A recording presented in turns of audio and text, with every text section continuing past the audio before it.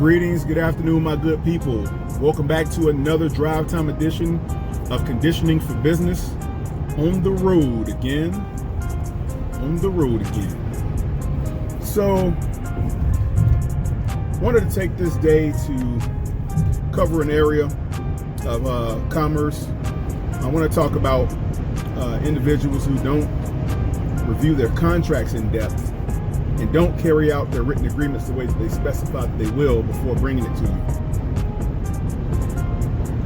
you. So what I'm running into, I'm seeing a lot of entities out there who will accept the contract, pull a contract down, have you and your team go through the most when it comes to setting up a contract, putting everything in writing, and only to have them at the end of the term, when it's time to actually execute the parameters and the recitals of that contract, they get to the point to where they ask, now they have a million questions and they have a million things they want to discuss.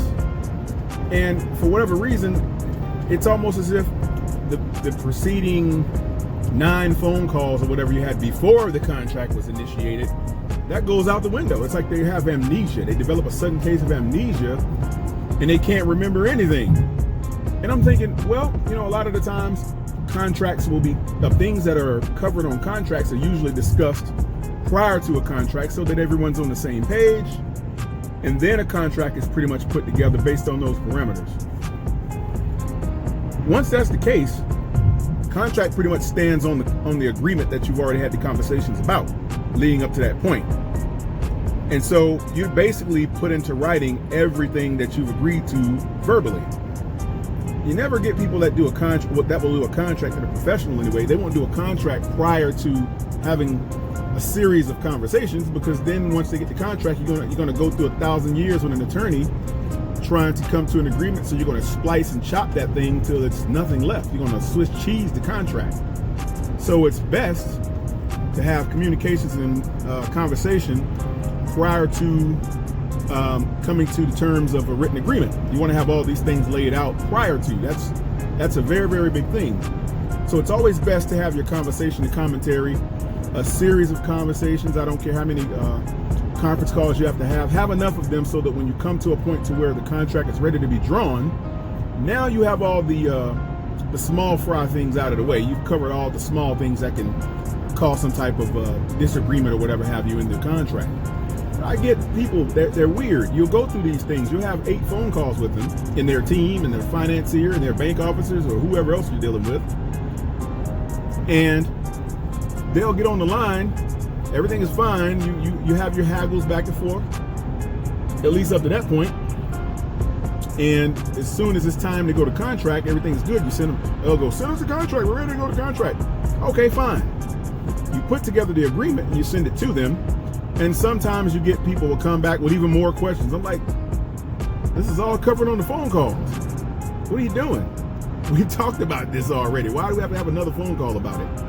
Well, what that really means, so I've come to find out, is a lot of the times it actually comes down to capability on the other side. Because if you've had 6, 7 phone calls with someone in conversation, going through the motions about setting up a transaction, and everyone's either disagreeing or agreeing, or you're going through the motions and you're haggling it out and you're doing your part and everyone's coming to terms, and then you finally say, okay, now we've come to terms, we understand what's going to be in the agreement. Then you write the agreement to seal what you've agreed to verbally.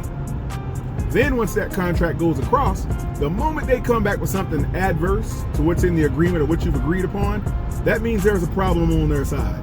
That means something that was alluded to is not the case. That means they're not people of their word, and then you're going to have issues with that group going forward. I can guarantee you, every time when someone wants to come back and start altering things or revising things, that means something is different on their side than they originally indicated that it was. So take that in consideration. Anytime someone tries to change an agreement or change the provisions thereof, even post a series of discussions you've had with them, dialogue, so to speak, and they try to change the terms, then you know that there are people that are going to always change terms. They're never going to stick by their word. They're never going to do what they say they're going to do. If you can't even stick to a conversation where you locked in a verbal agreement, and you put that in writing, now it's a little loosey-goosey, because now they don't want to stick to the terms of what they said. Now you're dealing with that. So keep in mind, these things do happen. These are strong indicators to know who are serious contenders when it comes to doing contracts. Everyone who says they can do a contract or wants a contract is not liably, or I'm sorry, wrong word.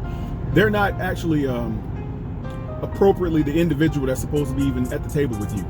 They're the wrong entity to have the discussion from the onset, because they don't know how to verbalize an agreement prior to a contract coming in, number one. And number two, they don't know how to carry out the provisions thereof once it's executed in writing. Once you sign and they come back, oh, but we got more questions. Had a situation like that earlier today. Had a guy, had a client came in and went through the motions of contract and discussing some things and putting it all out. Then at the 11th hour, after we've gotten the contract signed by both sides, now they come back, oh, well, the bank has this. Banks don't ask those types of questions. That's not a banking situation. That lets me know that someone on the lower level has something stupid they're trying to do. It's always the case, because banks won't have certain types of requisites when it comes to a transaction like that, because they don't get into the terms of your contract. That's how I know. And so you'll have these same issues in your respective business, no matter what it is. Whatever situation that you're going through, you may have something similar to that pending on your situation. So just know that it could happen to you. And if it does, be ready to fight the fight. Because sometimes people are not going to be upfront. They're going to lie. They're going to say anything they think you want to hear, just to get you on paper and to get you to start shelling out these documents and all this and that. And you're going to be on the phone and blah, blah, blah, blah, blah. And then all of a sudden they're going to come back at the end with some hokey pokey, bank said this, bank said that, when that's not the case, or a client said this, a client said that, that's not the case, or a realtor said this and said that. It's always going to be some mumbo jumbo. I guarantee you, if the provisions of the discussions are not executed thoroughly and accordingly to the agreement that you put on paper. Always watch out for that, okay? So that's one little small thing I want to share with you guys today. Didn't want to take a lot of your time.